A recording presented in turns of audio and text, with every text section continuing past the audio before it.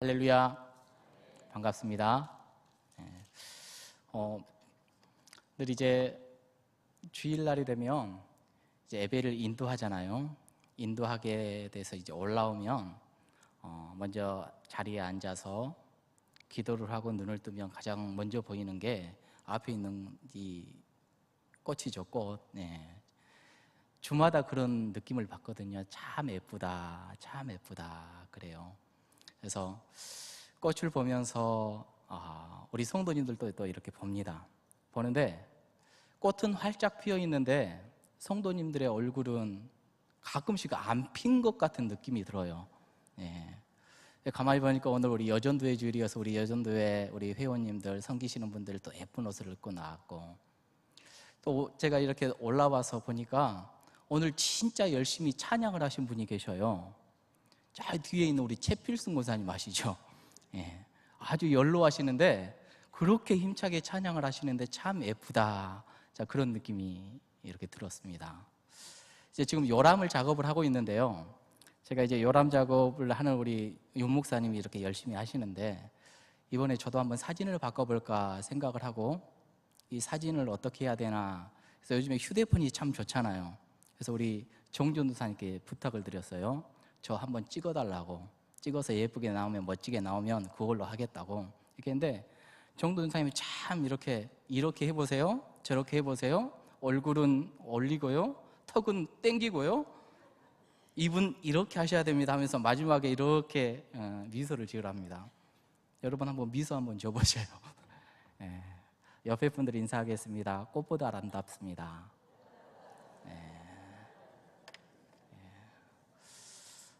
우리 주님 앞에 나올 때 그랬으면 좋겠습니다. 이 꽃과 같이 활짝 얼굴을 피시고, 또 우리 귀한 주님의 사랑하는 우리 교우들 간에 서로 깊이 있는 사랑의 교제를 나누며 우리 하나님께 신령하고 거룩한 예배를 올려드리는 우리 모두가 되었으면 참 좋겠다. 우리 주님께서 그러면 참 기뻐하시겠다. 그런 생각을 해봅니다. 우리가 살아가는 동안에 우리 하나님께서는 참 귀한 것들을 많이 주셨습니다. 그리고 우리는 그것을 보면서 누리면서 하나님께 감사하지요. 여러분들은 우리 하나님께 어떤 것들을 받으셨는지, 그리고 어떤 감사를 하면서 살아가는지 모르겠습니다. 생각을 해보니까 하나님께서는 각 개인에게 특별한 것을 주시기도 하시죠. 뭐 재능이나 뭐 은사나 이런 것이 대표적인 것 아니겠습니까? 오늘 꽃꽂이도 아무나 하는 것 아니죠. 우리 하나님께서 크신 은사, 재능을 주셔서 이렇게 주마다 늘 섬기시는데 참 감사하다, 그런 생각이 들어요. 또 각자마다 주신 것 외에 우리들에게 공통적으로 주신, 우리 하나님께서 주시는 그러한 것들도 참 많이 있는데, 햇빛도 주시고 물도 주시고 공기도 주시고 바람도 주시고 이런 자연적인 부분들, 또 이런 것들뿐만 아니라 또 가만히 생각을 해보니 우리 함께 모여서 이렇게 예배할 수 있는 우리 동부교회 공동체도 주시고, 그래서 참 감사한 것들이 참 많다, 그런 생각을 해봐요. 그런데 말씀을 준비하면서 그런 생각을 해보았습니다. 우리들에게 공통적으로 주신 것 중에서 참 감사하게 느끼는 것 그 하나를 꼽아보라면 이건 것 같습니다. 곧 말씀입니다. 하나님의 말씀이요. 하나님께서 우리에게 주신 가장 큰 선물이 무엇인가? 말씀 아니겠습니까? 우리 교회는 작년 연초부터 시작을 해서 신년 통독 수련회를 했습니다. 작년에는 신약을 통독을 했고요, 올 연초에는 구약의 율법서와 역사서를 통독했습니다. 올해도 어김없이 많은 분들이 함께 오셔서 참여하셨고 은혜롭게 수련회가 진행됐고 잘 마무리가 되었습니다. 물론 여러 형편과 처지와 여러 장애들이 있는 분들은 함께 하지 못해서 참 아쉬워하는 것들도 제가 많이 보았습니다. 근데 함께 참여하지 못했어도 아쉬워할 필요가 없는 게, 여러분들 밖에 나가시면 통독표가 있거든요. 그거 보시고 하시면 됩니다. 하시면 되고, 그런 생각을 해봤어요. 올 한 해 우리 성도님들이 다 하나님이 주신 최고의 선물, 이 말씀을 많이 사랑했으면 좋겠다, 그리고 많이 대했으면 좋겠다, 가까이 했으면 좋겠다, 그런 생각을 해봅니다. 여러분, 사람이 사랑을 하면 그것을 가까이 합니다. 축구 좋아하고 축구 사랑하면 가까이 합니다. 축구를 하게 되죠. 이 사람 좋아하고 이 사람 사랑하면 그 사람 늘 찾기 마련입니다. 여러분들이 성경 사랑하고 성경 좋아하면, 말씀 좋아하면 늘 말씀을 가까이 하고 사랑하게 되어 있습니다. 여러분들에게 여쭤봅니다. 말씀 사랑하고 계십니까? 그렇지요. 역시 우리 동부교회 성도님들이십니다. 여러분, 성경은 몇 권이죠? 총 66권입니다. 근데 그 중에서 가장 긴 장을 가지고 있는 성경이 있어요. 66권 중에 뭐죠? 시편입니다. 몇 편까지 있죠? 150편까지, 무려 150편까지나 있어요. 근데 이 시편을 1장, 2장 이렇게 부르지는 않죠. 시라 1편, 2편, 3편 이렇게 부릅니다. 그래서 시편은 총 150편까지 있는데, 이 시편 말씀에서 뿐만이 아니라 성경 전체에서 가장 긴 절을 가지고 있는 게 뭐죠? 시편에 110 몇 편이요? 9편입니다. 맞아요. 119편은 무려 176절까지 되어 있어요. 어마어마한 절수입니다. 그리고 이 176절이나 갖고 있는 이 119편의 내용을 보니까, 이 내용을 하나로 이렇게 딱 정리를 하면 하나님의 말씀을 찬양하는 걸로 가득 채워져 있어요. 176절까지 있는데 176절 중에서 딱 4절 빼고 172절, 그 구절 구절마다 율법에 대해서 관련된 이 단어들이 다 들어가져 있습니다. 엄청나지요. 여러분, 그리고 이 시편을 쓴 사람이 누구인지는 알지 못하지만 우리가 그걸 느낄 수 있어요. 이 시편을 쓴, 이 119편을 쓴 이 저자는 정말 하나님의 말씀을 사랑했던 사람이다, 이걸 느낄 수가 있습니다. 한 절 한 절 안에 하나님 율법 사랑, 말씀 사랑, 이거에 대해서 계속해서 찬양하고 강조하고 또 말씀을 이어가고 있다는 것이에요. 정말로 하나님의 말씀을 사랑했던 사람이 바로 이 시인의 기자이지 않는가. 그 이름이 누군지는 잘 모르겠어요. 구약에서의 하나님의 말씀을 사랑했던 사람이 이 시편의 기자였다면 신약에서는 과연 누구일까요? 많은 하나님의 말씀 사랑하는 사도들도 있고 성도들도 있겠지만 우리가 뺄 수 없는 인물 하나를 이렇게 세우자면 바로 바울이지요. 바울은 우리 예수님을 이미 알기 전부터 얼마나 율법에 대해서 열심인 사람이었는지 우리는 잘 압니다. 목숨 걸고 그것이 전부인 줄 알았던 사람이었습니다. 열정적이었던 사람이고 완벽하게 율법을 사랑했던 그런 사람이 바로 바울이었습니다. 그런데 정확하게 말하자면 온전한 율법을 사랑했다라기보다는 율법주의자였지요. 그렇죠? 다른 바리새인들이나 히브리 사람들이나 율법 학자들과 같이 그들만의 잣대를 가지고 율법을 재단하면서 지키려 했던 자들 중에 한 명이었고 가장 대표적인 사람이었다 해도 과언이 아닙니다. 그런데 이 바울이 놀라운 인생의 전환기를 맞이하는 게 바로 예수님을 만난 이후였습니다. 다메섹 조상에서 우리 예수님을 만났고 그 인생의 가치관이 한순간에 바뀌게 된 것을 우리는 너무나도 잘 알지요. 예수님을 만나자 이제 율법주의자의 삶에서 매이지 않게 되었었고 이제 율법을 위한 인생이 아니라 철저하게 복음을 위한 인생으로 예수님의 종으로 사도로 복음 사역을 위하여서 새로운 삶을 이어나갔던 사람인 줄을 우리는 잘 알게 됩니다. 자, 오늘 우리는 빌립보서의 말씀을 보고 있는데요. 빌립보 교회는 사도 바울이 2차 전도 여행 중에 빌립보에서 옷장사했던 루디아를 만나서 시작했던 유럽의 최초의 교회이었습니다. 바울은 지금 로마의 감옥 안에 지금 갇혀져 있는데요. 이 빌립보에서 소식이 들려오기를 어떤 소식이 들려왔냐면 빌립보 지역에 많은 이단들이 생겨났다라는 거예요. 이단들이 생겨나서 교회를 흔들고 혼란스럽게 한다라는 소식을 들었습니다. 이 이단들이 어떤 이단이냐면 율법주의라고 하는 이단이에요. 율법주의는 언뜻 보면 예수님을 믿지 말아라 이렇게 이야기는 안 해요. 예수님을 믿더라도 착하게 율법 잘 지켜야 된다 이렇게 희석하면서 이야기를 합니다. 그래서 아주 유익해 보여요. 근데 율법주의자들이 교회 안에 들어와서 은혜를 다 시켜버리는 게 뭐냐면 예수님의 보혈만으로는 충분하지 않다라고 이야기를 하는 거예요. 그래서 2단 중에 2단입니다. 그런 율법주의자들이 교회 안에 들어와서 복음의 간격을 다 시켜버렸어요. 네가 예수 믿으면 뭐하냐? 그렇게 믿어서 어디 구원 받겠느냐? 한마디 한마디 칼날같이 이야기를 해요. 이런 말 한마디가 은혜의 감격을 싸늘하게 만들어버렸다는 것이지요. 우리는 신앙생활하면서 느껴야 됩니다. 나의 말 한마디가 예수님의 구원의 은혜에 식혀버리는 그러한 잘못된 도구가 될 수도 있다는 것을 기억해야 돼요. 그런데 여러분, 사도 바울을 우리가 한번 생각을 해보자면 이 사도 바울도 회심 이전에 조금 전에 이야기했다시피 율법주의자였잖아요. 율법주의자의 삶을 살았어요.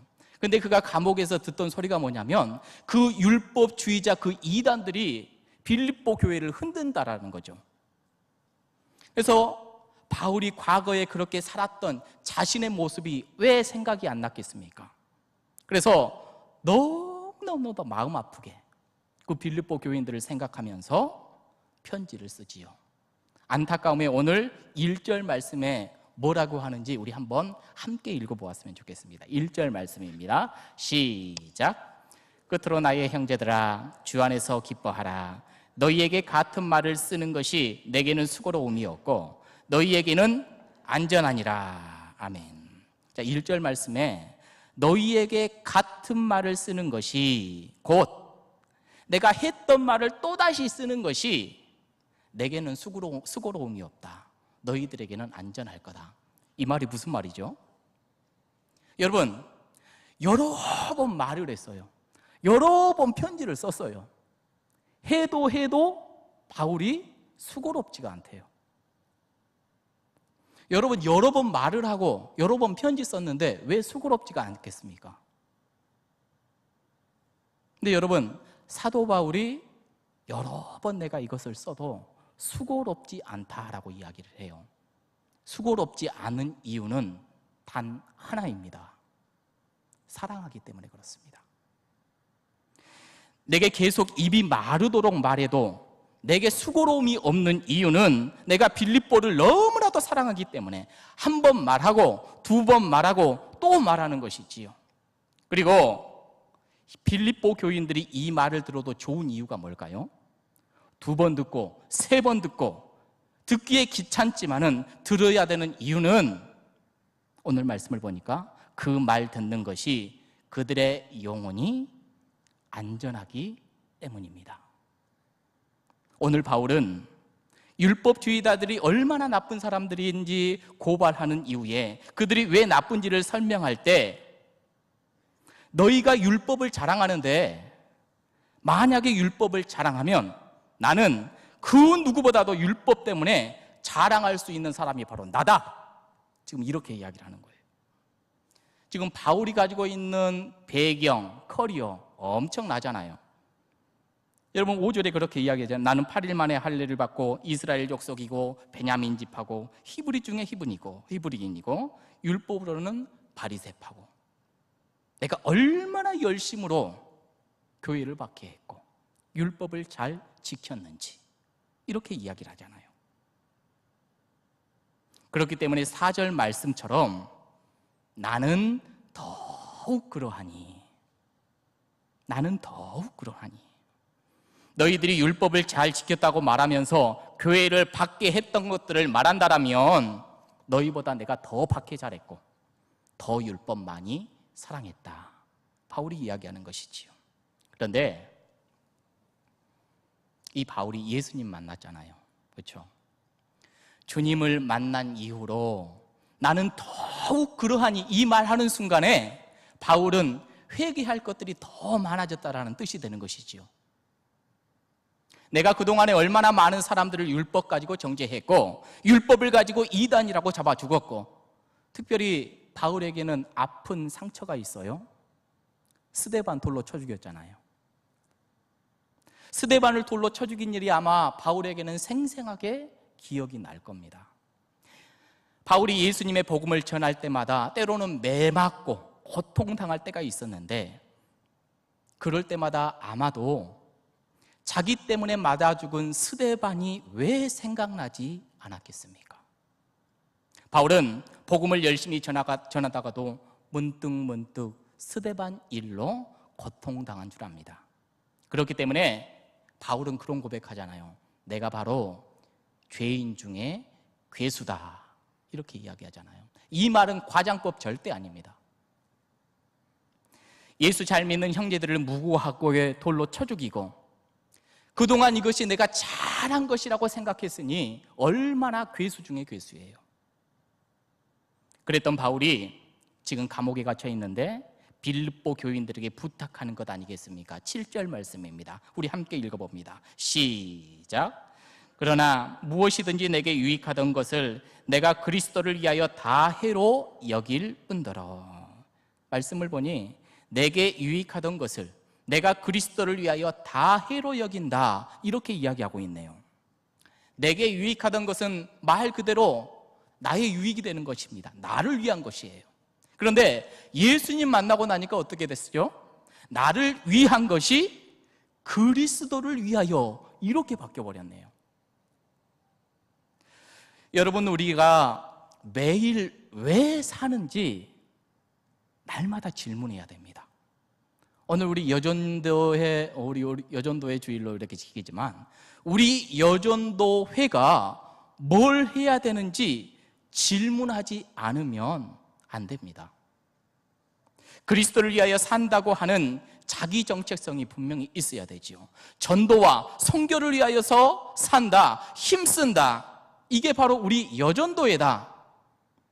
이런 공동체적인 정체성이 분명히 있어야 된다는 것이죠. 여러분, 말씀을 보니까요, 내가 과거에 너무 귀하게 여겼던 것이 내 손에 있어요. 그런데 이것을 다 버리고 그리스도를 위하여서 그것을 해로 여긴다, 바울은 이렇게 고백을 해요. 여러분, 나를 위해서 유익하던 것이 그저 무익한 것으로, 의미 없는 것으로 그냥 그렇게 던져져 버린 그런 정도가 아니라, 의미 없다고 여긴 것, 그것만이 아니라 해로 여긴다, 이렇게 이야기를 해요. 이것 갖고 있는 자체가 무의미하고, 이것 갖고 있는 것 자체가 수치스럽다, 이렇게 바울은 그렇게 강하게 이야기하고 있다는 것이죠.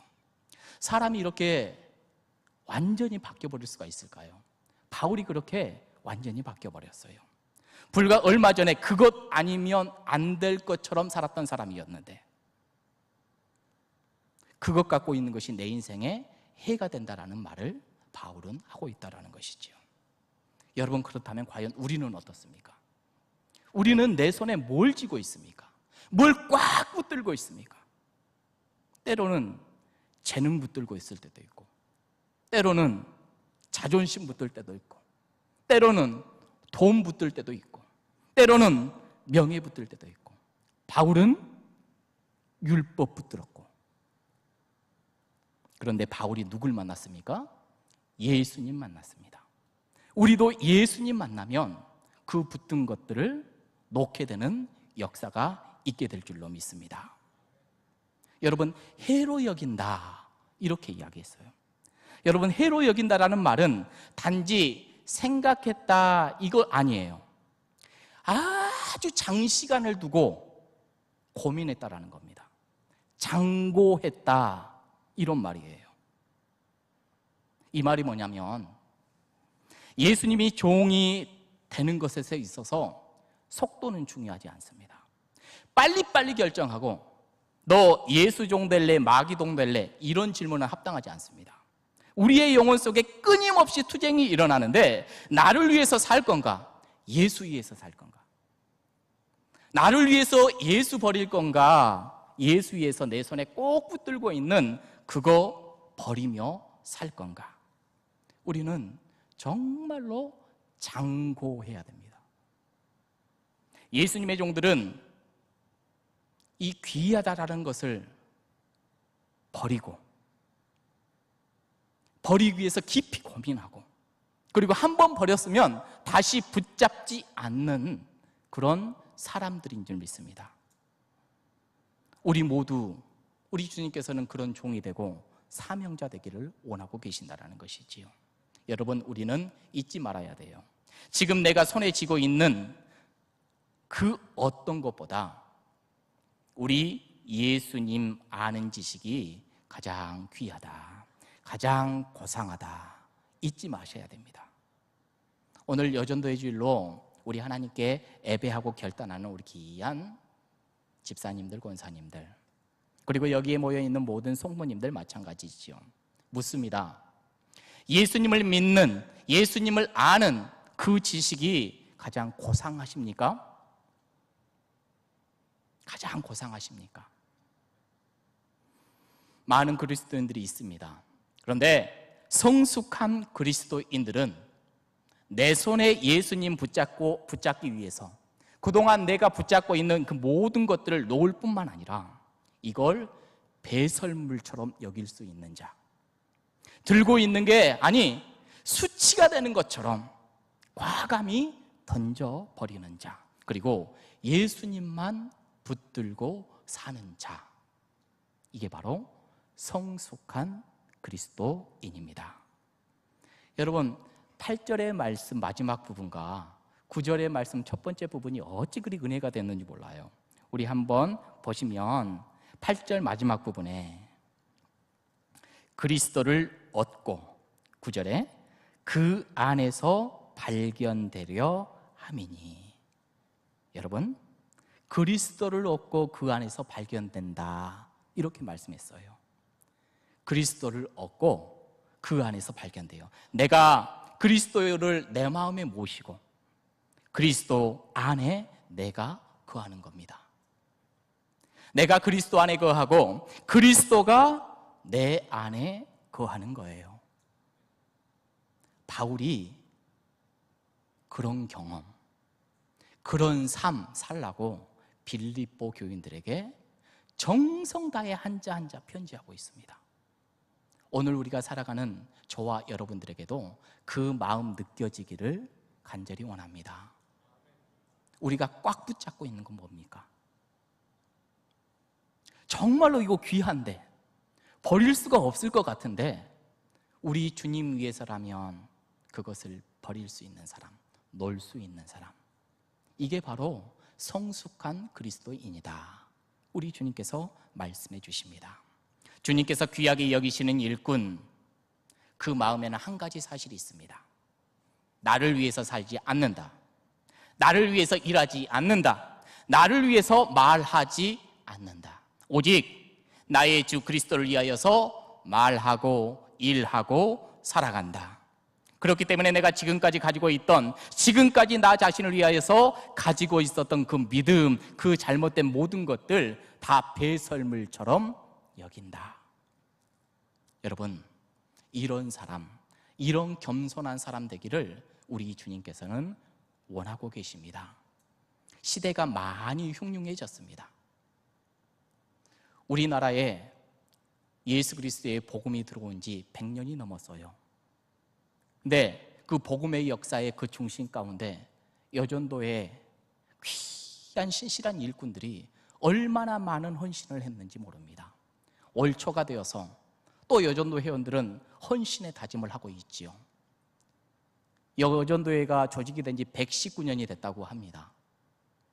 그동안 믿음의 귀한 선배들이 이어왔던 그 복음의 끈을 놓지 마시고 내 삶 속에 우리 그리스도를 위하여서 나는 뭘 버려야 되는 것인가?